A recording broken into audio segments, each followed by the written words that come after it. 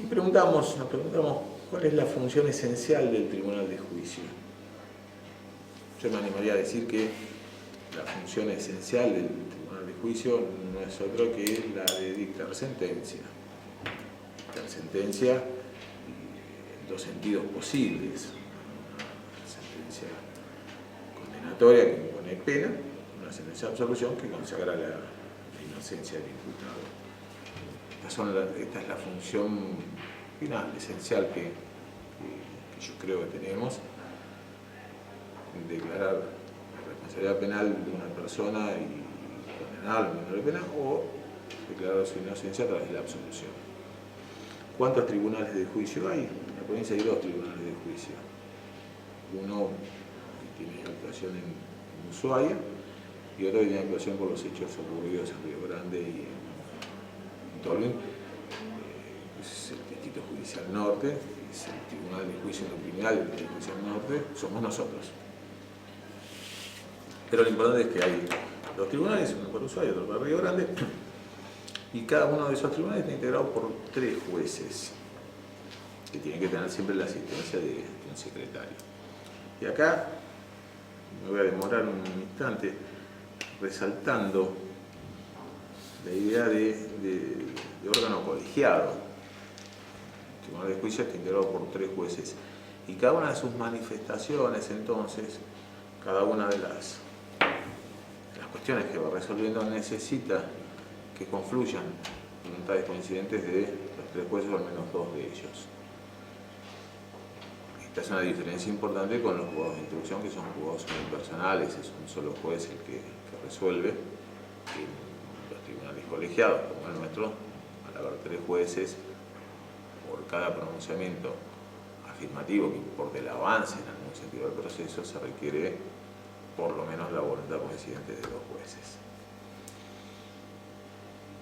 Bueno, supongamos que hubo un hecho delictivo, que atravesamos la etapa de instrucción, que el hecho sucedió en Río Grande, que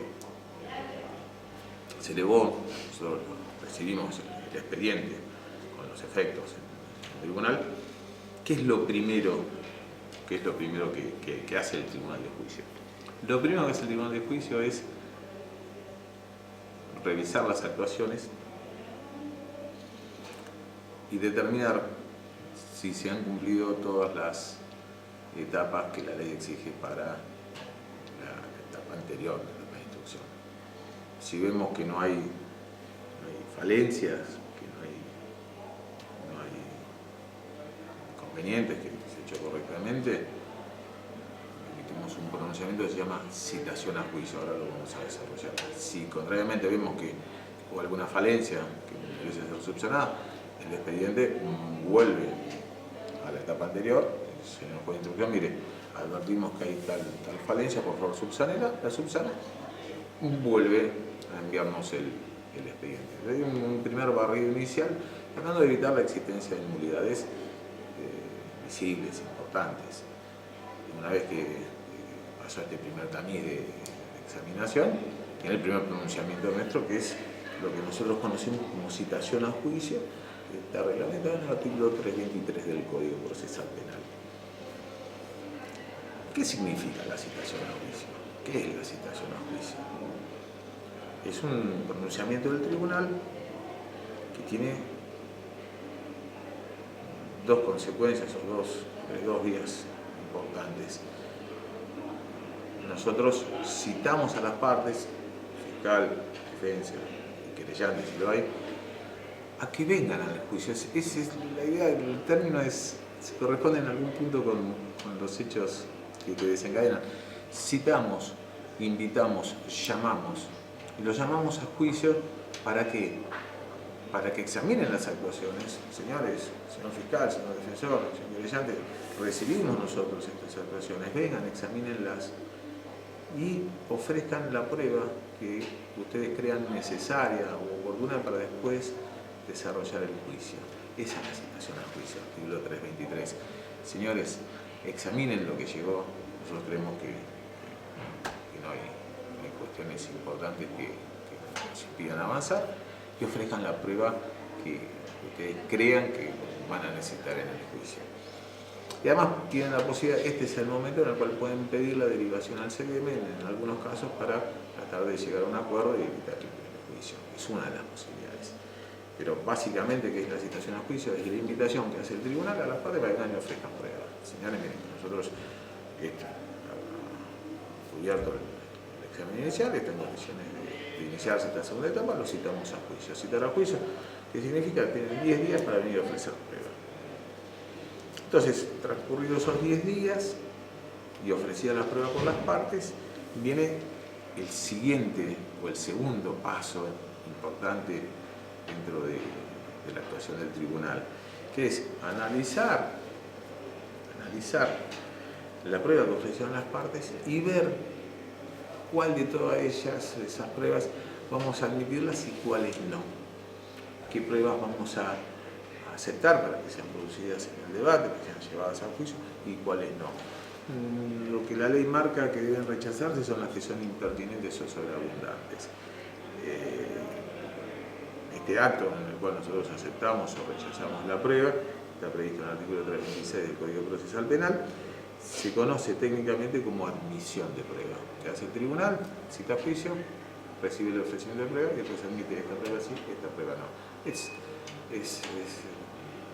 una lógica muy sencilla. Abrimos el juego, señores, díganos qué prueba quieren valerse, ofrecemos esta prueba sí, esta prueba no, y rechazamos aquella que nos parece sobreabundante, superflua. Entonces, citación a juicio, admisión de prueba, estos son los actos preliminares. El código habla de, la ley habla de actos preliminares del debate. ¿Pero por qué? Porque son los que son previos al debate. Bueno, ofrezcanos la prueba, vamos a ver cuál la admitimos. Entonces sí, quedan preparadas las condiciones para ingresar de lleno al debate. Una vez que se citó a juicio, una vez que se admitió la prueba, ya lo único que resta entonces es que el tribunal designa a uno de sus miembros para que presida el juicio y fijar fecha de debate. Entonces, bueno, el juez A va a ser el que presida la audiencia, el que la conduzca, y tal día vamos a iniciar el juicio. Y vemos como encadenadamente se fueron preparando todas las condiciones para llegar a la esencia misma de la actividad del tribunal, que es el desarrollo del juicio.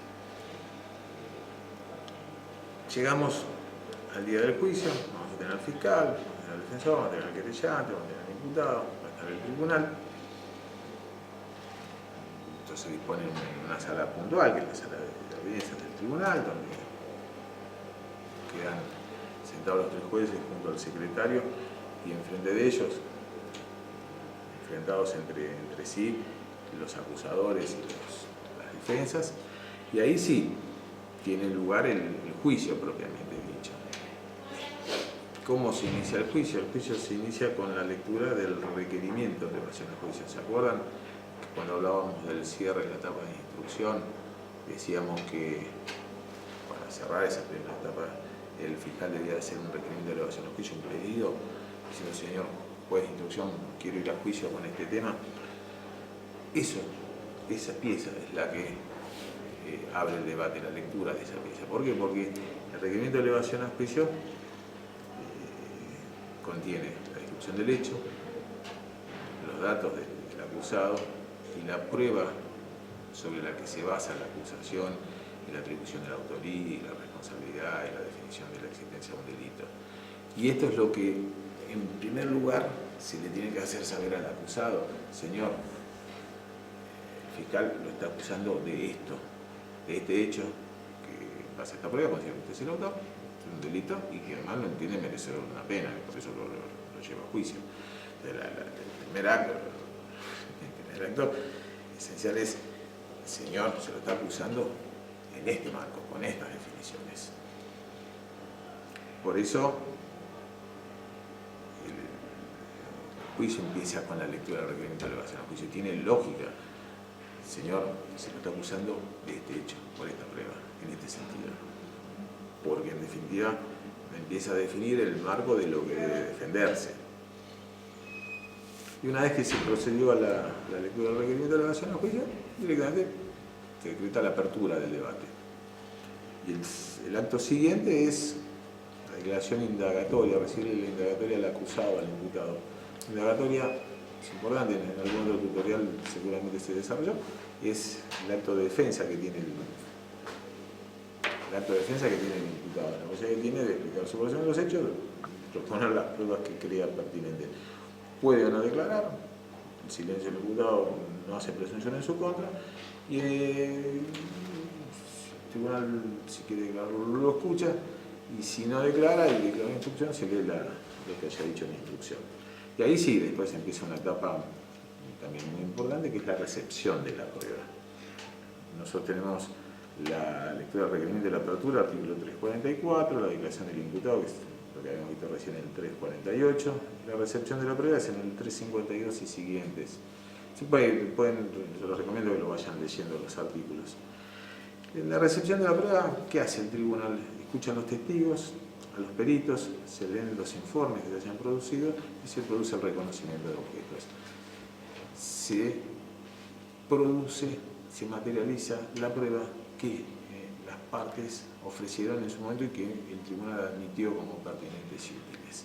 Entonces pasan los testigos, pasan los peritos, se leen los informes, se muestran los objetos que hayan sido secuestrados para su reconocimiento y se define, después que se agotó, una vez que se agotó la declaración de los testigos y la exhibición de objetos y todas estas cuestiones que estamos enumerando, se define aquellas piezas que van a incorporarse por lectura que fueron producidas durante la instrucción. Por ejemplo, las actas de los allanamientos. Incorporar por lectura significa que las partes proponen, el tribunal admite, aquellos documentos, aquellos instrumentos producidos durante la instrucción que van a ser incorporados por lectura al debate y que después se van a poder utilizar en los alegatos y en la sentencia. Si hay un documento en la etapa preliminar que no se incorporó por lectura en este momento, después no se puede utilizar para acusar, ni para defender, ni para sentenciar. Esa es la importancia de la incorporación por lectura.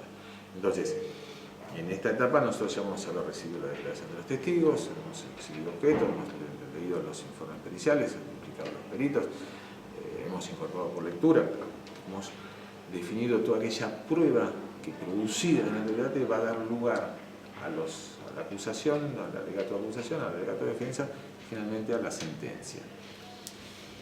Una vez que se produjo la prueba, una vez que se incorporó por lectura los documentos que interesan a la parte, que el tribunal admite, viene la etapa de discusión final, que es la etapa de alegatos, en la cual el fiscal explica las razones por las cuales a su criterio el hecho existió, el responsable es el imputado, y las razones por las cuales entiende también que estamos frente a un delito. Y, esto es importante, hace una propuesta de pena. El fiscal le pide al tribunal que defina una determinada pena dentro de las escalas que marca la ley. El alegato fiscal cierra la acusación. En algún lado se hermana o se cierra con el requerimiento de elevación a juicio y con el alegato de acusación se cierra la acusación. Es el marco dentro del cual después va a tener que sentenciar el tribunal. El fiscal define esa parte del juego.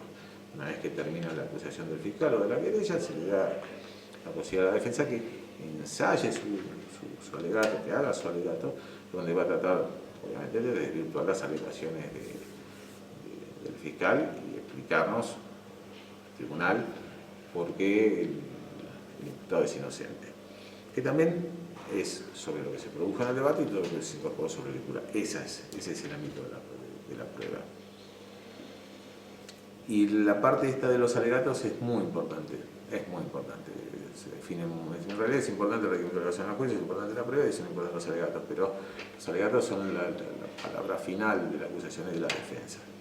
Una vez que terminamos los alegatos, o discusión final, artículo 362, se le da la posibilidad al imputado de decir unas últimas palabras, de hacer alguna manifestación si así lo entiende oportuno, se lo escucha, y una vez escuchado el imputado, en esta última posibilidad que se le da, se cierra el debate. y se fija una hora dentro de ese mismo día donde se va a dar el veredicto. Entonces, cerrado el debate, los jueces pasan a deliberar. Deliberar, en definitiva, es el momento en el cual los jueces hacen una valoración de la prueba, de los alegatos, de las partes, y mediante ese tamiz de análisis llegan a una conclusión en cuanto a cuál de las dos posturas tiene preponderancia sobre la otra. Entonces se lee el veredicto, que puede ser veredicto de condena o de absolución. El veredicto sería el pronunciamiento en cuanto a cuál es la solución final que adopta el tribunal, y 5 días después hay que dar los fundamentos que engloban o encierran o definen lo que es la sentencia. Este es el juicio. No hay mucho más, esto es lo que cierra la segunda etapa o etapa de debate. Lo que sí vale 2 o 3 aclaraciones cortas. Esta exposición no agota cada uno de los temas que tratamos, ni agota los temas que deberían tratarse. Es un ensayo preliminar, un acercamiento al tema.